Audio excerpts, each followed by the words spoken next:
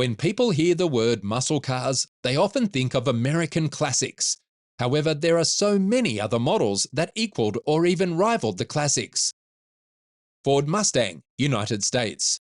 The 1964 Ford Mustang is undoubtedly the best thing to come out of Dearborn, USA since the 1932 V8 Model B Roadster.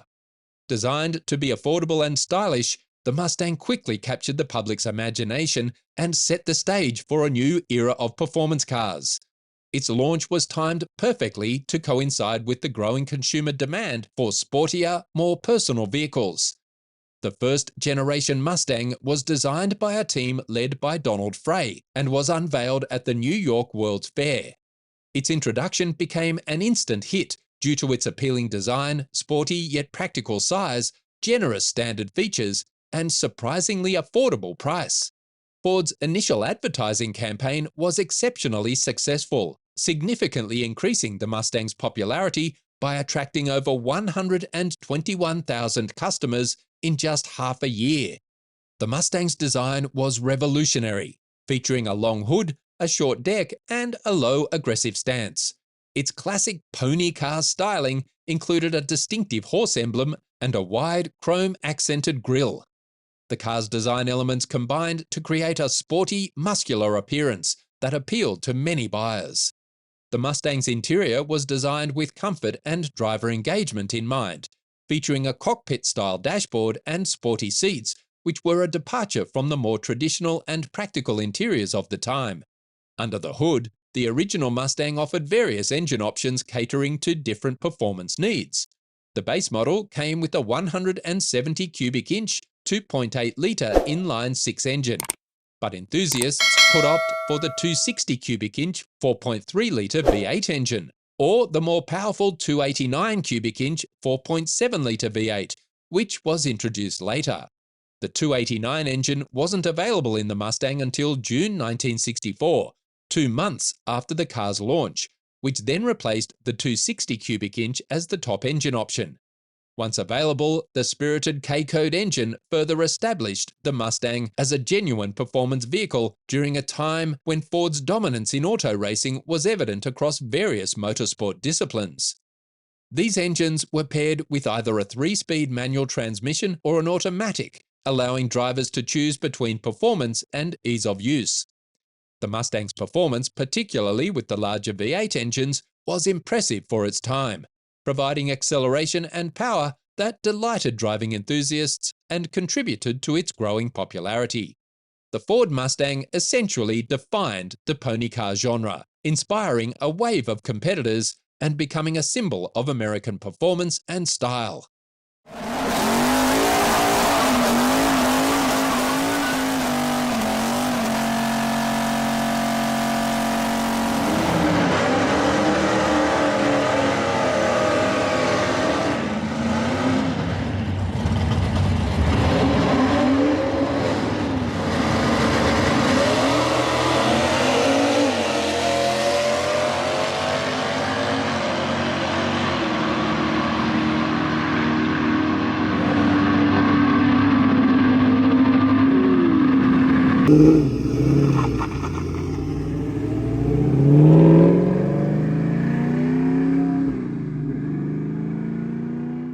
Ford Falcon GT, Australia. In the early 1970s, the Ford Falcon GTHO XY Phase 3 took the world by storm, all the way from Australia. In fact, Alan Moffat, who won the 1971 Bathurst 500 driving this car, called it one of the best cars in the world, capable of competing with Ferraris and Astons on equal footing. The 1971 XY GTHO Phase 3 stands out as the most celebrated version of the Falcon GT series. This model was a significant leap forward in terms of performance and design. Under the hood, the XY GTHO Phase 3 was powered by a 351 cubic inch, 5.8-litre Cleveland V8 engine, producing 300 horsepower. This engine was paired with a 4-speed top-loader manual transmission, which gave the car impressive acceleration and high-speed capability.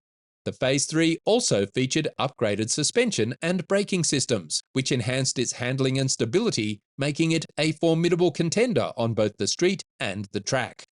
In terms of performance, the XY GTHO Phase 3 was a standout. It could accelerate from 0 to 60 mph in just 6 seconds, a remarkable feat for its time.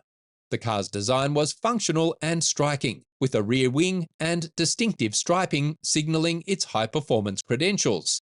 Its advanced engineering and performance-oriented features made it a dominant force in Australian touring car racing, where it achieved notable success and cemented its reputation as a top-performing vehicle.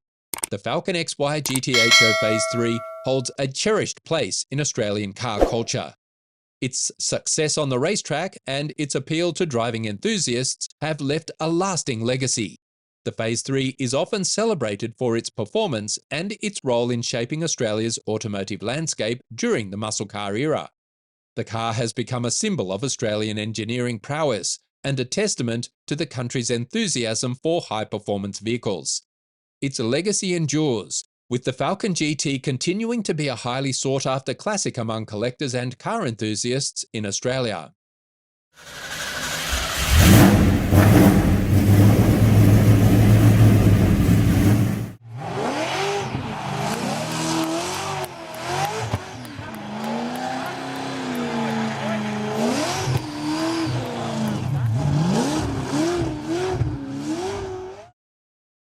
Ford Capri, United Kingdom. The Ford Capri made its debut in 1969 as Ford's answer to the growing demand for sporty, affordable cars in Europe. Designed to cater to the needs of the working-class consumer, the Capri was marketed as the car you've always promised yourself. It made its debut at the Brussels Motor Show in January 1969, quickly capturing the attention of the public with its sleek, fastback design and promise of performance. The Capri was developed through a collaboration between Ford's British and German divisions, aiming to create an affordable yet stylish 2+2 coupe. Within just a few years, the Capri would become a staple in the European automotive landscape, with nearly 2 million units produced by the time its production ended in 1986. In terms of design, the Ford Capri was notable for its distinctively sporty appearance. It featured a long flowing hood, a short rear deck, and a wide stance, which were key elements in creating its athletic profile. The car's front end was marked by a bold grille and narrow angular headlights, giving it a dynamic and aggressive look. Inside, the Capri offered a driver-focused cockpit with bucket seats and a streamlined dashboard aimed at enhancing the driving experience. The car was available with various engine options, including a 1.6-litre four-cylinder and a 3-litre V6, catering to different performance needs. The V6 engine in particular provided a notable performance boost, delivering a satisfying blend of power and acceleration. This diverse engine range allowed the Capri to appeal to a wider audience, with the 3-litre variant capable of accelerating from 0 to 62 mph in just 9.8 seconds. The Capri's handling was enhanced by its McPherson strut suspension and live axle rear, providing a dynamic driving experience that resonated with enthusiasts. When compared to the American Mustang, the Ford Capri shared some similarities but also distinct differences. Both cars were designed to offer sporty driving experiences at relatively affordable prices. But while the Mustang was larger and more powerful, the Capri was more compact and tailored to European driving conditions. The Mustang's muscular V8 engines and its broader range of performance options set it apart, while the Capri's design focused on agility and efficiency, reflecting European preferences for handling and fuel economy. The Capri's blend of performance, affordability, and style left a lasting impact on the automotive landscape, making it a beloved classic in European car culture.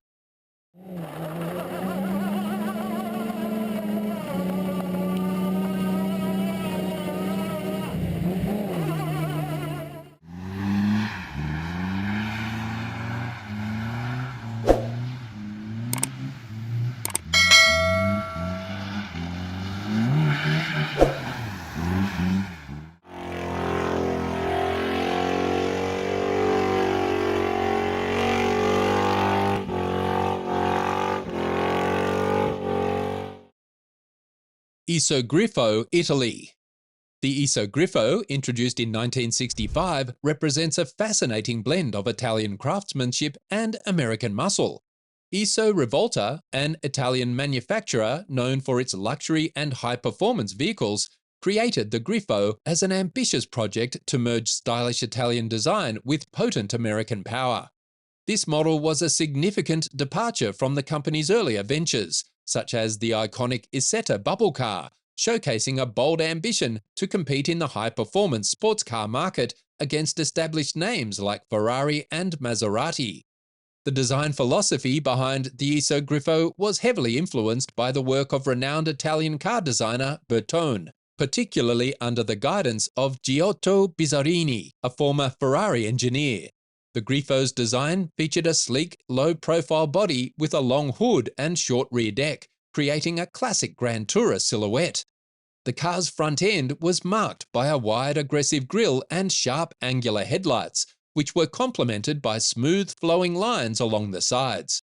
The interior of the Griffo was equally impressive, with a luxurious and driver-oriented cockpit that featured high-quality materials and an elegant, minimalist dashboard.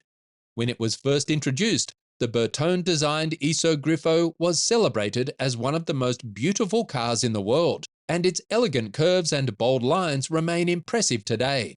One of the most notable aspects of the Isogriffo was its use of American V8 engines, which set it apart from many other Italian sports cars of the time. The Griffo initially came with a 327 cubic inch 5.4-litre Chevrolet V8 engine, which provided robust performance and reliability. Later models featured the more powerful 427 cubic inch 7-litre V8, delivering even greater horsepower and acceleration. Combining American V8 performance with Italian design flair, the Isogriffo offered an exceptional blend of both worlds, delivering remarkable performance and making it one of the fastest production cars for much of its run. With the 7-litre big block engine, the Griffo could achieve top speeds exceeding 186 mph, solidifying its reputation as a formidable competitor on both the road and the racetrack. The combination of robust powertrains and advanced engineering, including a de Dion suspension system and four-wheel disc brakes, ensured that the Griffo delivered a thrilling yet stable driving experience. The Griffo's blend of elegance and power became a benchmark for luxury sports cars, showcasing how cross-continental partnerships could produce exceptional vehicles that appealed to enthusiasts around the world.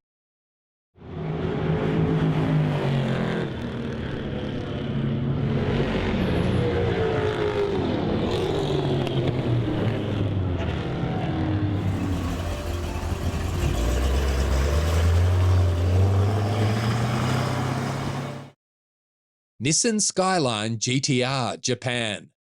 The 1969 Nissan Skyline GTR, known as the PGC-10, marked a pivotal moment in automotive history, establishing a legacy that would resonate for decades. This model emerged during a time when Japan was beginning to carve out its identity in the global automotive landscape. The Skyline nameplate had been in existence since 1957, but it was the merger of Prince Motor Company and Nissan in 1966 that set the stage for the GTR's introduction. Unveiled at the Tokyo Motor Show, the GTR was a response to the growing demand for performance-oriented vehicles and quickly became a symbol of Japanese engineering prowess. At the core of the GTR's appeal was its impressive performance features and technology. The vehicle was powered by the S20 engine, a 2-litre inline-six that was derived from the Prince R380 racing engine. This power plant produced 160 horsepower at 7,000 revs per minute, enabling the GTR to deliver exhilarating performance on both the road and the track. The car featured a sophisticated suspension system with McPherson struts in the front and semi-trailing arms in the rear, enhancing its handling capabilities. The GTR was also equipped with a 5-speed manual transmission and a limited slip differential, contributing to its agility and responsiveness.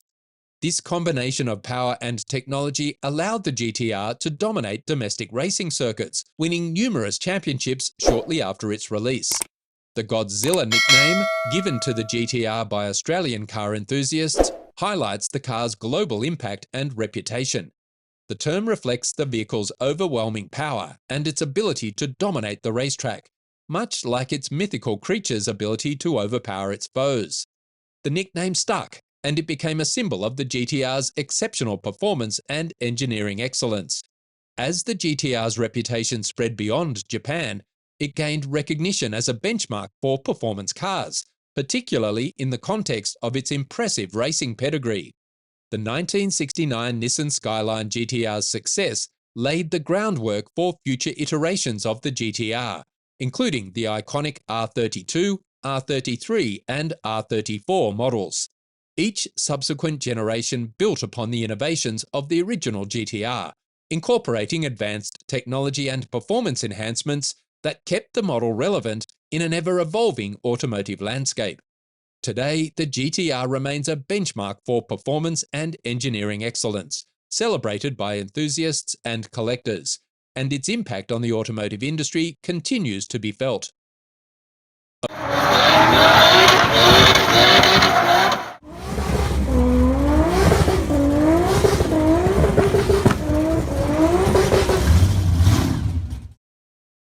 Opel Commodore GSE, Germany. Calling the 1972 Opel Commodore GSE a true muscle car might ruffle some feathers. After all, its engine was missing the 2 extra cylinders typically associated with muscle cars. However, it's about as close as Opel ever got to selling a true muscle car from Germany. It featured a cheap chassis and body from mass production, a more powerful engine, sporty stripes, and performance to match. Most importantly, it could outpace sports cars at a fraction of the cost. As a sportier variant of the Commodore range, the GSE was designed to cater to enthusiasts seeking a blend of practicality and power. This model was part of Opel's strategy to offer a more dynamic driving experience within the broader European automotive landscape.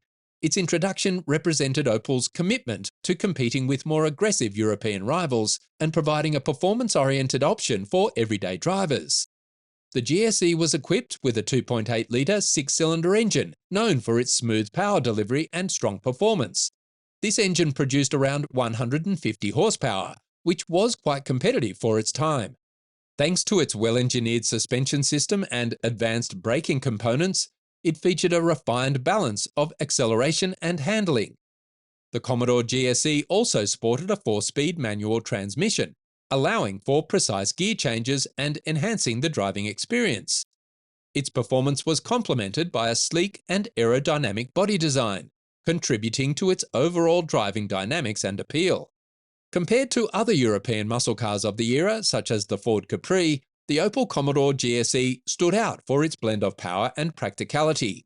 While the Capri offered a more aggressive styling, the Commodore GSE provided a mix of styling and handling. Its larger engine and spacious interior made it a more versatile choice for those seeking a sporty car that could also serve as a daily driver. The GSE's design focus was on delivering an enjoyable and practical driving experience, setting it apart from its competitors. The Opel Commodore GSE holds a special place in the history of European performance cars. It represents a period when manufacturers were starting to push the boundaries of what could be achieved with production vehicles. The Commodore GSE's combination of performance, comfort and style made it a popular choice among driving enthusiasts in Europe, and it laid the groundwork for future high-performance models from Opel.